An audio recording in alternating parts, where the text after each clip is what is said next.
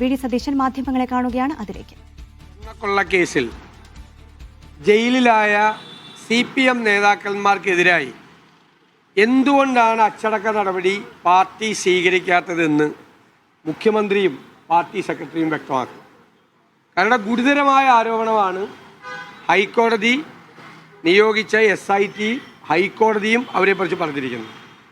അവർ ജാമ്യം തേടിപ്പോയപ്പോൾ ഹൈക്കോടതിയും സുപ്രീം കോടതിയും കർശനമായ ഭാഷയിലാണ് അവർക്ക് ജാമ്യം വിലക്കിയത്.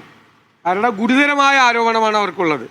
അവർ അയ്യപ്പൻ്റെ സ്വർണം മോഷ്ടിച്ചുവെന്നും അയ്യപ്പൻ്റെ ദ്വാരപാലക ശില്പം കൊണ്ടുപോയി ഒരു കോടീശ്വരന് വിറ്റുവെന്നും അതിന് പകരമായി വ്യാജ മോൾഡിൽ ചെമ്പിൽ അതുണ്ടാക്കി തിരിച്ചു കൊണ്ടുവന്നു എന്നുള്ള ഗുരുതരമായ ആരോപണം നിലനിൽക്കുകയും നിരവധി ദിവസം ജയിലിൽ കിടക്കുകയും ഈ കുറ്റപത്രം സമർപ്പിക്കാത്തത് കൊണ്ട് മാത്രം ജാമ്യം കിട്ടി പുറത്തു വരികയും ചെയ്ത ആളാണ്. അവരെ എന്തുകൊണ്ടാണ് CPM സംരക്ഷിക്കുന്നത്? എന്തുകൊണ്ട് CPM സംരക്ഷിക്കുന്നു? ഇതുപോലത്തെ ഒരു കവർച്ച കേസിൽ പ്രതികളായ നേതാക്കൾ ഇപ്പോൾ ജില്ലാ കമ്മിറ്റി അംഗമായിട്ടിരിക്കുകയാണ് CPM-ൻ്റെ. അപ്പോൾ CPM അവരെ പൂർണ്ണമായി സംരക്ഷിക്കുകയാണോ? അവർക്കെതിരായി എന്തുകൊണ്ട് അച്ചടക്ക നടപടി സ്വീകരിക്കുന്നില്ല? ഏത് പാർട്ടിയാണെങ്കിലും ഇത്തരം കേസുകളിൽപ്പെട്ട ആളുകൾക്കെതിരായി നടപടി സ്വീകരിക്കും, ഇല്ലേ?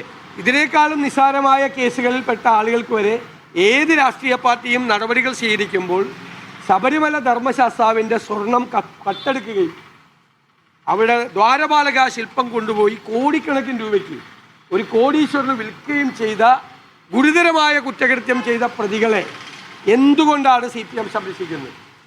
അത് ബാക്കിയുള്ള ഇപ്പോഴത്തെ മന്ത്രിയുടെയും മുൻ മന്ത്രിയുടെയും പേര് അവർ പുറത്തു പറയും എന്നുള്ള ഭയം കൊണ്ടാണോ അവരെ സംരക്ഷിക്കുന്നത്?